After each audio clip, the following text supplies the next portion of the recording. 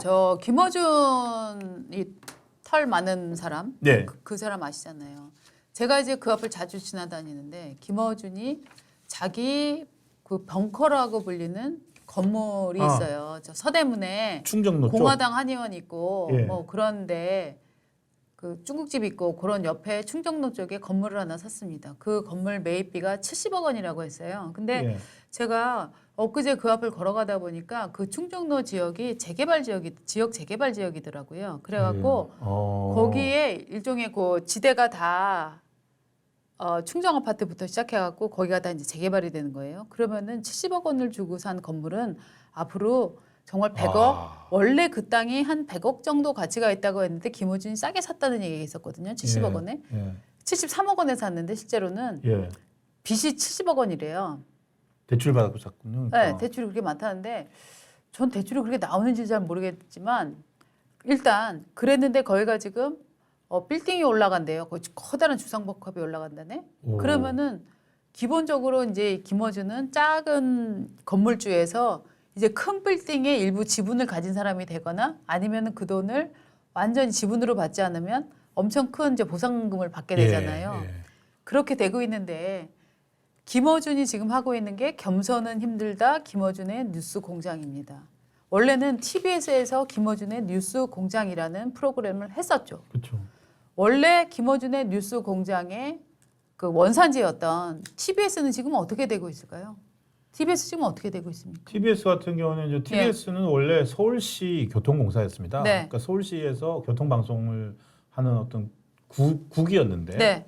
그거를 이제 문재인 정부 시절에 재단으로 독립을 시켰습니다. 네. 독자 재단으로 뭐 방송사다 이래가지고 네. 그러면서 외부 뭐 안 받고 하겠다 이렇게 하면서 그것 때문에 못했죠. 네.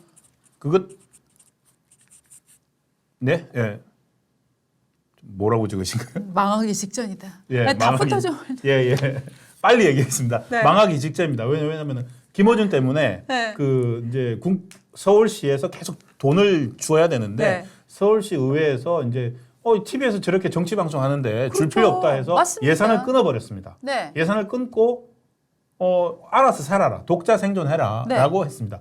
그랬는데 지금 문을 닫게 생겼습니다. 왜냐하면은 어떻게 되냐면 시장에 내놨거든요. 우리 좀 인수해 주세요라고. 했는데 지금 마땅하게 나서는 사람이 누가 있는지 모르겠습니다만 있다고는 하는데 당장 지금 직원들은 월급도 못 받고 있다고 합니다. 맞습니다. 지금요 딱 어떤 상황이냐면은 TBS가 멀쩡히 잘 돌아가고 있었어요. 네. 거기에 제작진들이 실제로 어떤 이념적인 지향을 갖고 있었는지 뜬금포 거기다 김어준을 투입해서 정치 방송을 시작했어요. 네. 그래서 TBS가 그동안 또 시청률도 청취율도 확 올라갔어요. 그렇죠. 도끼 자루가 썩고 있었죠. 그런데 문제는 뭐냐면은 저 김어준의 방송을 듣는 사람들 말고 저 김어준의 방송이 여론을 왜곡하는 지점 때문에 너무나 분노한 사람들이 많았던 거예요. 그러니까 서울시 입장에서는 좋아하는 사람도 이만큼 있고 또 싫어하는 사람도 이만큼 그렇습니다. 있으니까 서울시 입장에서 누구 편들 수 없으니까 그렇죠.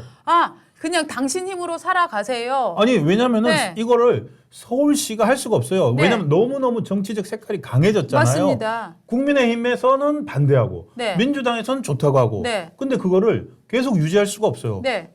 그래서 의회에서 결정을 했어요. 시가 정치 방송을 하면 안 되거든요. 네, 네. 그래서 예산을 끄는 거예요. 서울시 의회에서 저것도 무슨 오세훈 시장 예산 끊어 해서 되는 게 아니라 저기 시의회 결의를 거쳐서 된 거잖아요. 합법적으로 오세훈 시장에서는 됐어요. 오세훈 시장이 할 수 있는 방법이 없어요. 네, 합법적으로 저거는 절차적으로 합법적으로 끊었습니다. 네. 그럼 이제 TBS는 혼자 살아가야 되는데 이미 TBS의 채널 이미지가 너무나 나빠졌기 때문에 맞습니다. 지금 누가 덜컥 사겠다 하는 사람도 없고 뭐 헌금을 하는 사람도 없고 도와주는 사람도 없는 거예요. 결국은 TBS라는 조직은 저 조직 안에 일부 정치꾼들 때문에 네. 잠깐의 영화를 누리고 지금 망하기 직전이 되어버린 상태인데 그러니까 우리는 여기서 의문을 제기할 수밖에 없습니다. TBS 내에서 자기 정치색을 자기 정치적 목표를 구현하기 위해서 저 TBS를 김어준한테 영혼을 팔아버린 사람들은 충분히 책임을 지고 있나 이런 문제를 먼저 한번 물어야 되는 거예요. 제가 뭐 TBS 쪽에 이제 뭐 몇몇 분한테 들은 얘기는 그러니까 김어준과 함께 방송을 저렇게 만들었던 사람들은 이미 다 나갔답니다. 그러니까 나갔고 아마도 뭐 겸손은 힘들다 유튜브 방송 하고 있겠죠. 같이 그 회사로 갔겠네. 예, 아마도. 그런데 그렇다고 해서 지금 그걸 다시 되돌려 가지고 네. 다시 옛날처럼 서울시 네. 예산 받으면서 하게 해주세요. 네.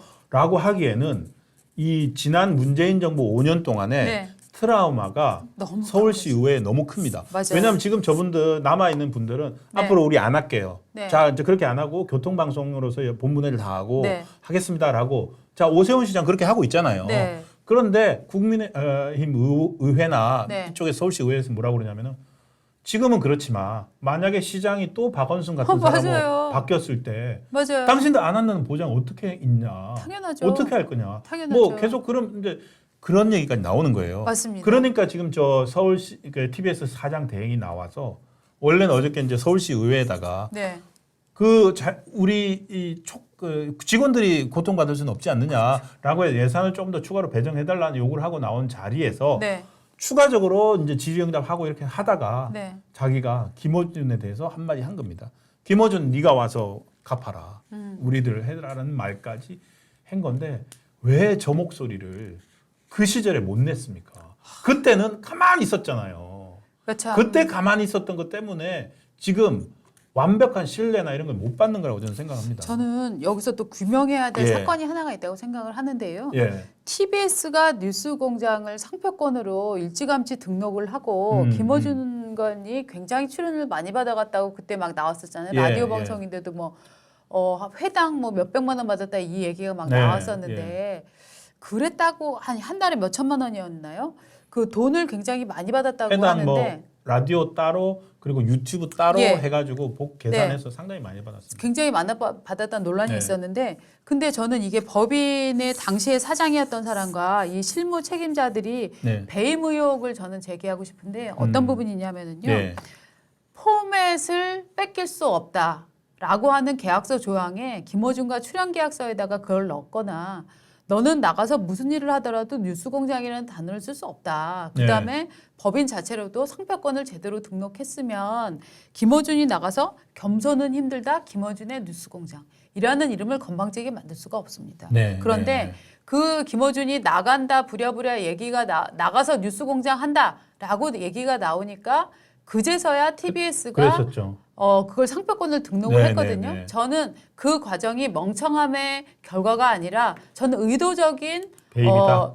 지연이었다라고 저는 의도적 생각합니다. 지연이다. 자기네끼리 이미 왜냐하면 오세훈 시장이 들어오고 나서 예. 어떻게든 TBS를 손봐달라고 정리해달라고 하는 목소리가 높다는 거를 모두가 인지를 하고 있었는데 그래서 실제로는 김어준이나 TBS도 그에 관한 대응이 있어야 된다라고 아니 바보입니까? 그 얘기를 그 대응을 안 하겠습니까? 하면서 그러니까. TBS가 상표권을 그렇게 늦게 등록한 것 자체는 마치 제가 하기는 했어요라고 하면서 굉장히 지연해서 늦게 등록을 한 거는 저는 반대로 김어준에게 이런 종류의 편법과 꼼수를 가능하게 만들어 주기 위한 전략이었다라고 저는 의심합니다. 네. 그래서 저는 지금 이 TBS가 그런 저희 굶어 죽어요. 직원들은 불쌍하잖아요. 라고 말하기 전에 네. 먼저 선행돼야 할 거는 당시에 사장이 누구였습니까? 사장 누구였는지 모르겠지만 담당 PD, CP 이런 사람들이 지금 회사를 그만뒀다고 끝낼 게 아니라 네. 정말 겸손은 힘들다 뉴스공장이라는 이 마크를 왜 김어준이 뻔뻔하게 이강택 KBS PD 출신 이강택. 예. 왜 뻔뻔하게 김어준이 나와서 그 포맷도 사실 거의 비슷하잖아요. 그렇죠. 똑같은 똑같습니다. 포맷과 원래 똑같은 시간에 또 한다고 네. 얘기를 했었어요. 그래서 실제로 같은 시간에 하고 시간도 있잖아요. 같은 시간을 하고 있습니다. 네. 그러니까 그래서- 아침 7시하고 똑같습니다. 네, 네. 김어준이 이렇게 뻔뻔하게 따로 딱 나와갖고 관련된 사람들 데리고서 방송을 할 수 있는 이 토대를 누가 만들어 주었나? 이거를 저는 사실은 네. 뒤늦게라도 우리는 사표 내면 그만이고 관두면 그만이고 이 문화가 많은데 이거는 정말 끝까지 추적을 해서 이 의도적 배임 아니었나? 네. 이 부분도 저는 명백히 살펴봐야 된다고 생각을 합니다. 네.